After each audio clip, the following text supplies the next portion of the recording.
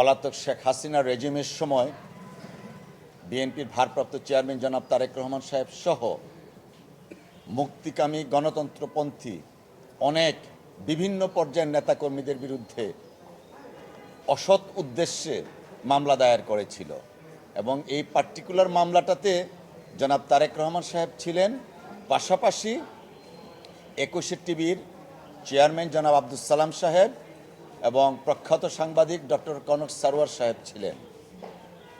ওনাদের বিরুদ্ধে অভিযোগ ছিল রাষ্ট্রদ্রোহীর অভিযোগ এবং ওনাদের কাজটা কি ছিল? কাজ ছিল তৎকালীন সময়ে জনাব তারেক রহমান সাহেব লন্ডনে একটা বক্তব্য দিচ্ছিলেন, সেই বক্তব্যটা লাইভ টেলিকাস্ট করেছিলেন ২১ টিভি।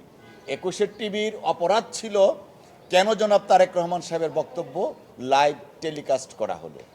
এই অপরাধের কারণে ক্রিমিনাল মামলাও না, ছোটোখাটো রাষ্ট্রদ্রোহী মামলা দায়ের করলেন, যে কারণে আমি যা বললাম প্রথিতযশা সাংবাদিক ডক্টর কনক সারোয়ারকে দেশ থেকে পালিয়ে যেতে কোনো রকম বা দেশ ত্যাগে বাধ্য হয়েছিলেন এবং তার বোন এই ফ্যাসিস্ট রেজিমের শিকার হয়ে বিভিন্ন ধরনের মিথ্যা মামলায় আসামি হয়েছিলেন। সালাম সাহেব তিনিও দেশ থেকে বাধ্য হয়েছিলেন। পাশাপাশি আমরা জানি ২১ টেলিভিশনটা হাসিনা তার মদতপুষ্ট লোকজন দ্বারা দখল করে নেন।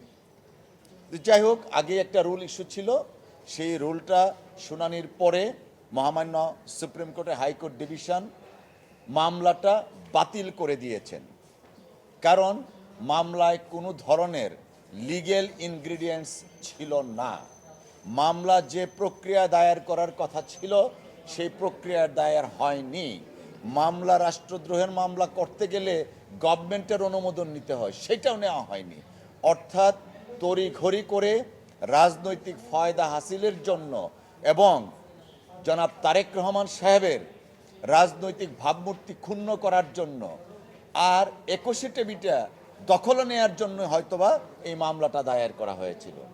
আমরা মনে করি এবং তখনও বলেছিলাম, দেশ যখন আইনের শাসন কায়েম হবে এবং আইন অনুযায়ী যদি এই মামলার বিচার হয় তাহলে জনাব তারেক রহমান সাহেব সহ অপরাপর সকল আসামি বেকসুর খালাস পাবেন। আমরা আগে ২০১৫, ১৬, ১৭ সনে যে কথাটা বলেছিলাম, মহামান্য আদালতের রায়ের মাধ্যমে প্রমাণিত হয়েছে এই মামলা very initiation of the court case is illegal and void of initio, অর্থাৎ এই মামলা রুজুটাই চলে নাই। আমরা কৃতজ্ঞ এবং আমরা ন্যায় বিচার পেয়েছি।